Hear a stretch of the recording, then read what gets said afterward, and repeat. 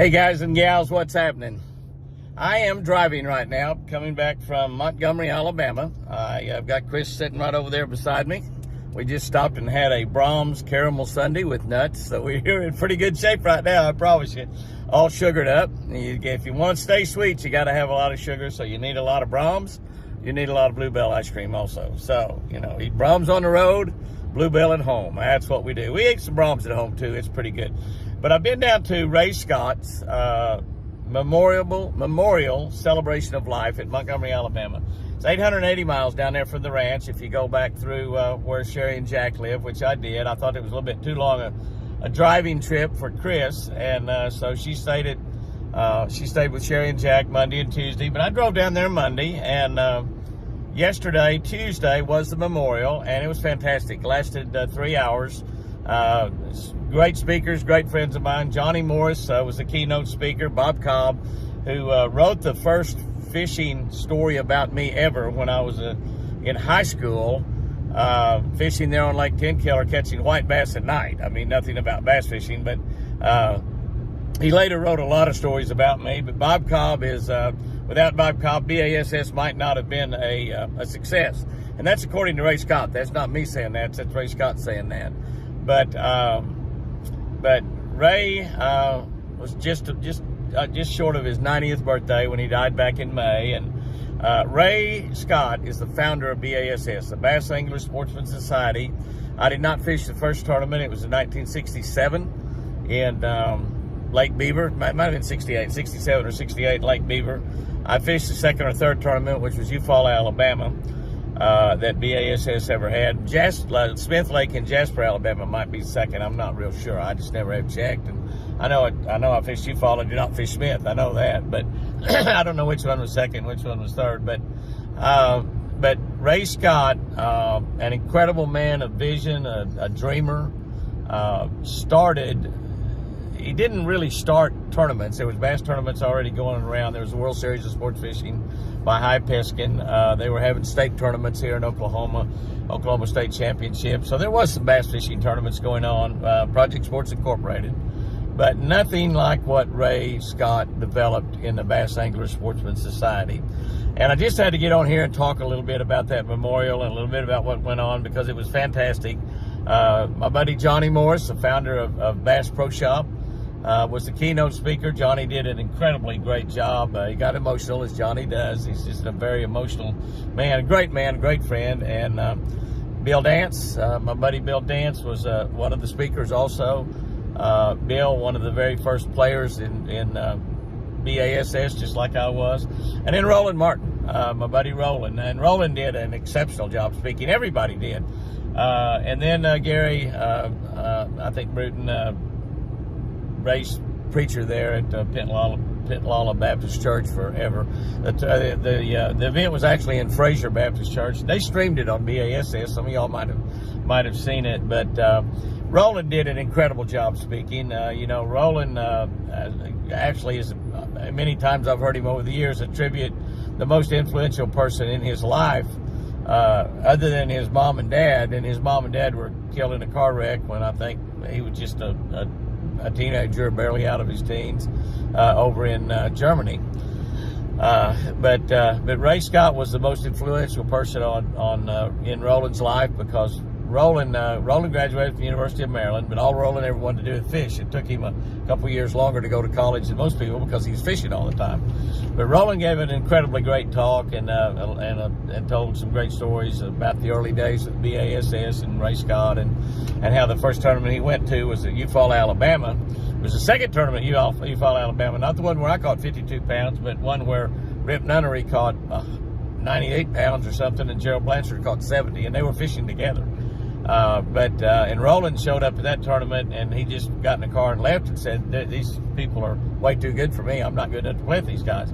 That's the guy that's the greatest tournament bass fisherman of all time, Roland Martin. And but Ray talked him into playing. He said they don't catch them like this everywhere, and they don't catch them like this all the time. And that's true. That was the most incredible bass fishing in the world at that time. All those fish were schooled up out in the middle of the lake, and those of us that knew how to fish and learned how to fish in the middle of the lake, we caught some incredibly big strings of fish, no doubt about it. But I had an 8.10 and 8.14 and 9.3 on the same stringer the year before Roland showed up for that. But it was a great memorial, absolutely fantastic. A lot of the fishermen there, not hardly any younger fishermen there. As a matter of fact, maybe the youngest bass tournament fisherman that I saw, that I knew, there might be one or two there and I didn't know, I don't know, was Kevin Van Dam. And Kevin is over 50, so he's not a young guy. But there was a lot of picture taken. I got a picture sent to me that had Bill Dance and Roland Martin and Johnny Morris and Hank Parker and Helen Sevier, who owned bass for quite some time, and Hank Parker and myself in it. And that is like absolute royalty in the bass fishing world, and always will be, irrespective of what kind of records and tournaments and things people win in the future. That is bass fishing royalty right there.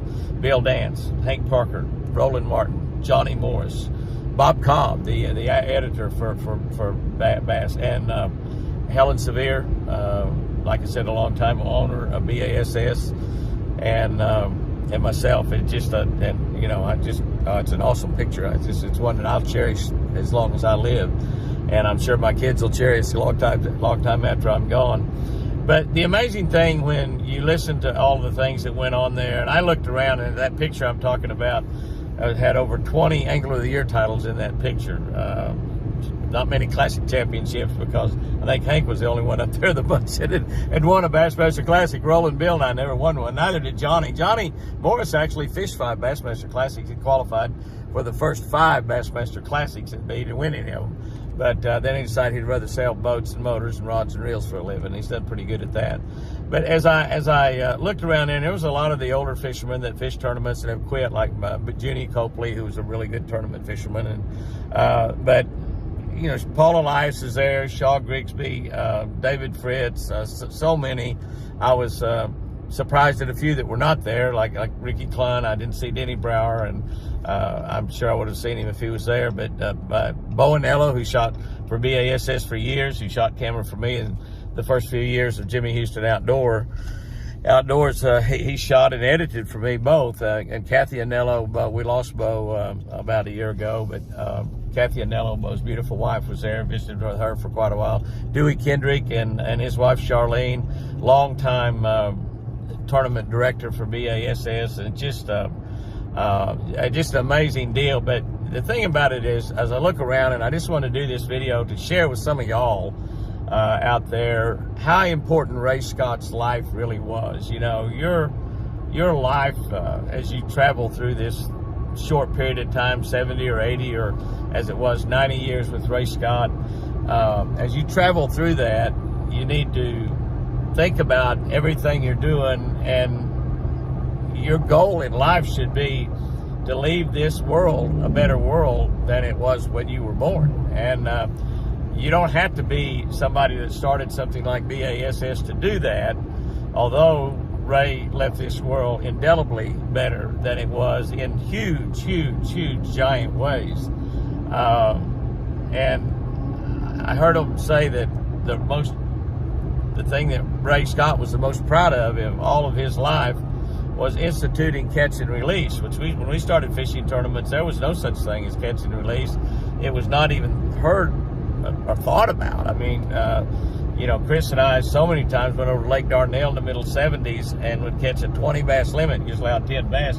We'd put all 20 of them in the live well. We would we'd put in a 5-pounder and throw back a 3 or 4-pounder. Many times we'd catch stringers of fish that weighed 70, 80, 90, 100, 110, 120, 125 pounds. I mean, a 6-pound average on 20 bass. And we did that a lot. And we couldn't eat that many fish, although we ate a lot of fish. But we would fillet them and give them to the neighbors. And in college, I'd give them to my professors, which probably helped on my high grade point in college.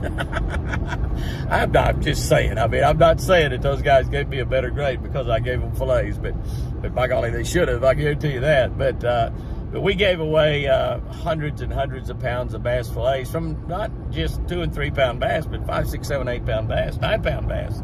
I've never filleted a 10 pounder, but I filleted some 8s and 9s. But he instituted catch and release. He instituted so many things. Ray Scott and Johnny Morris instituted the drive for the Wallet Bro Act, which is an act that 10% excise tax on all sporting goods, all fishing and hunting tackle, and that money is appropriated back to the states to help hunting and fishing. And I'm not in favor of taxes. I think our government, they take in probably 3 or 4 times more taxes than they really need to run the government, and they just waste so much, and they give so much away, and they give billions to people that are not even Americans, and hundreds of billions to people that are not even Americans. So I'm not in favor of taxes, but Johnny and Ray enlisted Roland and Bill and I to help in that effort to get fishermen to push and get behind that excise tax. And it was a tax on everything we bought, 10% on every lure, every rod and reel, every line, every fish hook, every slip sinker, everything. And but it has given hundreds of millions of dollars back to the fishermen. And so far, Congress has not been able to steal that money. All that money is still going back into hunting and fishing, which is just absolutely incredibly fantastic. And very few things have happened that way in our Congress, where the money was actually gone back to where it was supposed to be. But Ray Scott and Johnny Morris was the 2 guys that led that movement. Excuse me. And but they enlisted Bill and Roland and I to help them with that, and we did. We got out and campaigned real hard for that event. But so many things, the kill switch, life jackets, putting a kill switch up.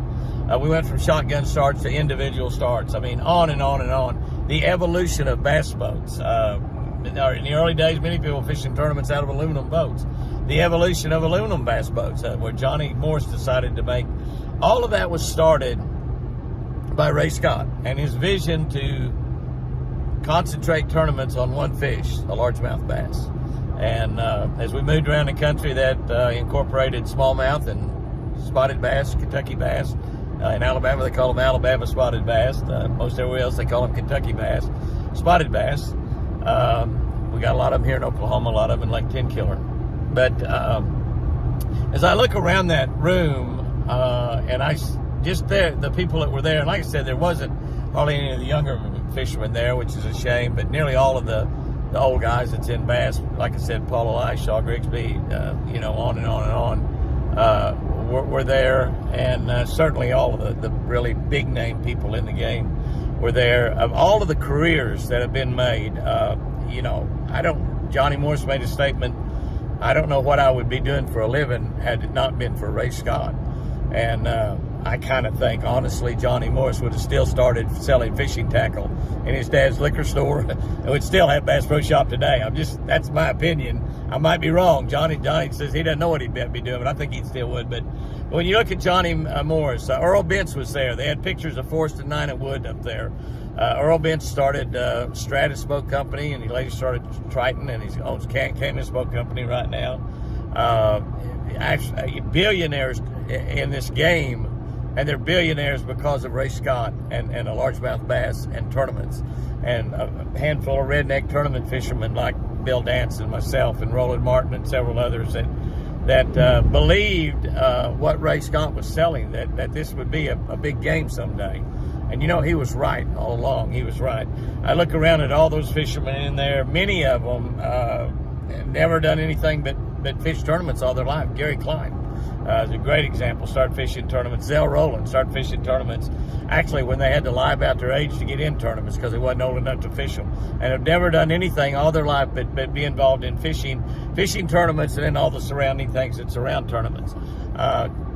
Probably the biggest television outdoor shows that there's ever been was represented right there in that room with Bill and Roland and Hank Parker and myself, and including the Bassmaster television series, a giant television show of itself. And I think back of all of the television shows, and there's hundreds have been come and gone, and hundreds still out there right now. I think back, and I don't know, I might be wrong, but I would probably put when you get past Bill and Hank and Roland and myself, maybe Al Linder as the next largest outdoor show, and Al fished BASS tournaments too. He owes a lot of what he did to the fact that Ray Scott started BASS, and all of those careers. Not only did he create tournaments, but he created an industry that is creates billions and billions of dollars every single year. An industry that has made billionaires, not just millionaires. It's made a lot of millionaires. I mean, there's a lot of people out there, including myself, that's won over $1 million tournament fishing, just in tournament winnings, not counting personal appearances and sponsorships and television shows and lures, selling lures. You know, I sold Red Man spinnerbaits to Sam Walton when he had 13 stores. 13 stores. Sam Walton started Walmart. And I just wanted to I guess, pat Ray on the back, or long distance from here to heaven, give Ray a big hug.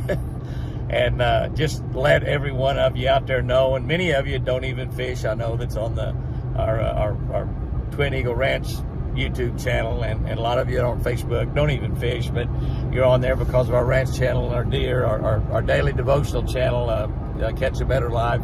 But I just wanted to, I guess, pat Ray Scott on the back and just set him up there and hold him up, put him on a pedestal for a little bit. Ray was not a saint. He probably is now. You know, once you get to heaven, that's what you become. You become a saint.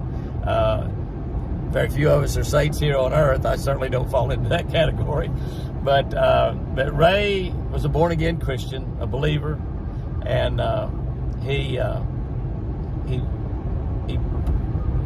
understand from a story that Hank Parker told me, and it might not, probably even should be sharing this, that Ray had been called to preach by God himself, and he had run from God for a long, long time.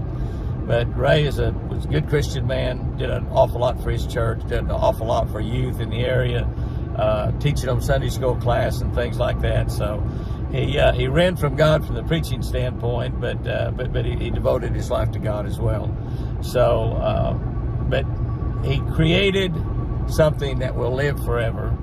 And like I said, I just want to kind of pat Ray on the back and let y'all know what a great man Ray Scott really was, and how influential he was on my life, without a doubt. And when I started fishing the tournaments, his tournaments in '68, and then started fishing all of the BASS tournaments in 1975, and fished them all along until just a few years ago, and actually quit BASS because they went to California, and I just couldn't go out there time-wise and fish those tournaments. So I moved over to FLW and fished there for a few years. But and I may go back and fish the BASS tournaments before my life is over. I do have the opportunity to do that, and so you never can tell. I might do that. Okay?